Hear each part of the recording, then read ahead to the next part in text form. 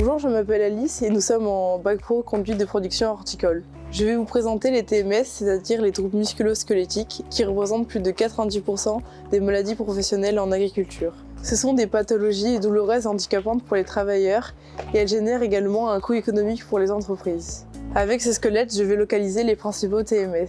Tout d'abord, la colonne vertébrale.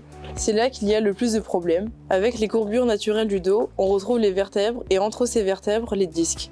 C'est ici que l'on parlera de lumbago, sciatique ou hernie discale. Si on sollicite trop notre colonne dans de mauvaises postures, cela génère des pathologies bénignes au départ et qui s'aggravent avec le temps. Cela commence avec un lumbago, petite pointe de douleur avec blocage, et avec le temps une sciatique, douleur qui parcourt toute la jambe, et la hernie discale.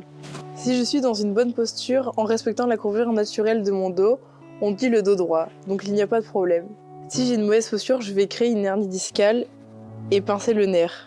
Si l'on poursuit dans une mauvaise posture, cela peut engendrer une hernie discale, invalidante, très douloureuse qui ne permet plus de revenir en arrière.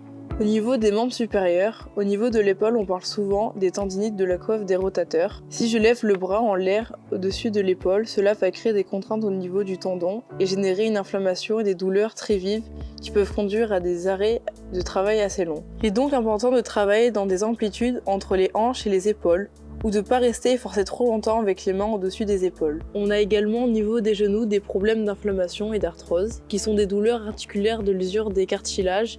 Il faut donc essayer de travailler dans des positions confortables, par exemple en utilisant des genouillères lors du travail au sol et alterner les jambes d'appui. Au niveau du poignet, il y a le syndrome du canal carpien. Cela se traduit par des fourmillements, une sensation d'engourdissement. L'utilisation excessive de la main entraîne une inflammation des tendons.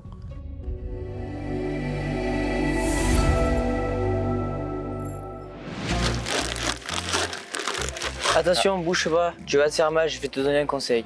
Il faut se mettre bien la charge entre les jambes, descendre en fléchissant les jambes, garder le dos bien droit, remonter avec les bras tendus, céder du genou et après balancer sur le tas. Super, merci de tes conseils.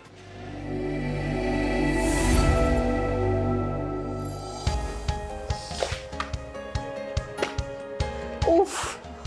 Attention, bouge pas, tu vas te faire mal, je vais te donner un conseil. Il faut prendre la charge bien entre les jambes, descendre en fléchissant les jambes, garder le dos bien droit et remonter avec les bras bien tendus.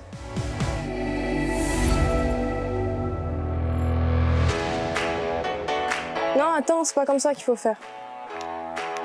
Regarde. Déjà, ce que tu fais, tu as le dos courbé, donc tu vas te faire très mal en faisant ça. Tu poses un genou à terre, tu plantes ta plante. Et l'idéal, c'est d'alterner le genou droit et le genou gauche et avoir des genouillères pour pas se faire mal. Donc tu te relèves, comme ça, tu as le dos droit.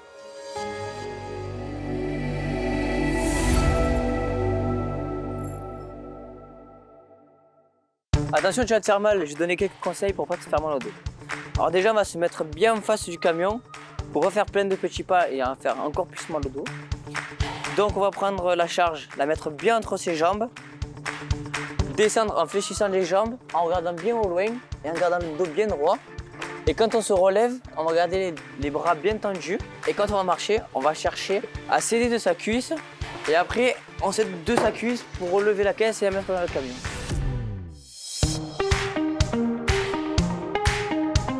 On va faire un échauffement du haut du corps vers le bas du corps. On attaque par le haut du corps, la tête, la nuque, en tournant la tête de gauche à droite. Et puis de bas en haut.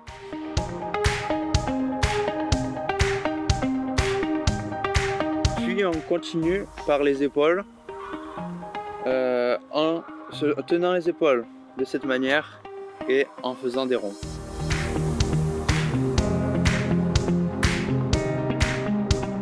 Ensuite, les coudes et les poignets. Donc, pour faire cet échauffement, on va passer la main. Ensuite, on a les poignets. Donc, vous allez tenir vos mains comme ça. Et puis, vous allez tourner en étirant les muscles qui se situent dans les poignets. Ensuite, les hanches. Donc, vous allez tenir vos hanches de cette manière et tourner. Alors, on commence par des demi-flexions. Donc, on descend pas jusqu'en bas parce qu'on commence à peine l'échauffement. Et on continue ça une quinzaine de fois. Donc on va descendre vers l'articulation du genou et de la cheville en faisant ce mouvement-là.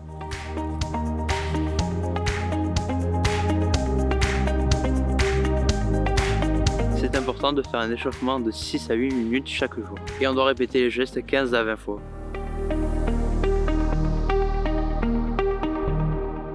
Bonjour Madame Mistral.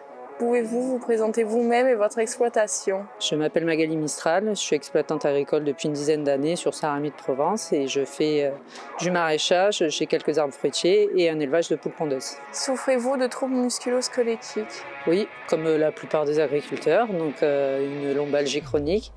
J'ai aussi des soucis de tendinite à l'épaule et au coude, comme beaucoup d'agriculteurs finalement. Que faites-vous pour y remédier? Bon, on fait attention au quotidien. À pas trop porter de poids ou à faire attention à la façon dont on porte les choses, un petit peu de kiné de temps en temps quand il faut et de séances d'ostéopathie. Et de temps en temps ça suffit pas, il faut un petit peu de repos.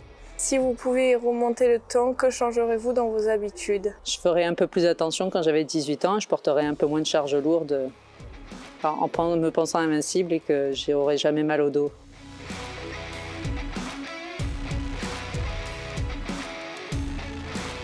Bonjour Monsieur Godzerino, vous êtes mon maître de stage, pouvez-vous présenter votre exploitation? Je suis installé depuis 28 ans, je suis maraîcher bio sur 6 hectares de cultures maraîchères diversifiées à Salon de Provence. Souffrez-vous de troubles musculo-squelettiques? Oui, troubles musculo-squelettiques, entre autres, des problèmes de tassement vertébraux, des blocages au niveau des épaules, au niveau du cou. Et depuis quelques temps, j'ai remarqué des problèmes d'arthrose au niveau des mains, et au niveau des poignets, les articulations en général. Si vous pouviez retourner dans le temps, que changeriez-vous dans votre pratique? Majoritairement, peut-être faire plus attention à mes postures quand je porte des charges relativement lourdes. Dès qu'on est sur des charges de plus de 10 kg, on va faire vraiment attention au fait de se baisser et à ne pas travailler avec le dos courbé. Se faire aider aussi, ça paraît important. Il y a plein de choses qu'on ferait avec moins de difficultés et sans que ce soit traumatique quand on est plusieurs. Se faire aider par des collègues et des salariés. Et probablement j'aurais investi plutôt dans des outils à assistance électrique de type lève-palette qui permettraient d'user un peu moins musculairement et physiquement aussi. Tous ces témoignages pour comprendre qu'adapter ses gestes et ses pratiques, c'est se protéger dès aujourd'hui pour mieux vivre demain. Mais c'est également protéger son entreprise contre l'absentéisme et préserver sa rentabilité. Et n'oublions pas, il vaut mieux prévenir que guérir car votre santé vous appartient.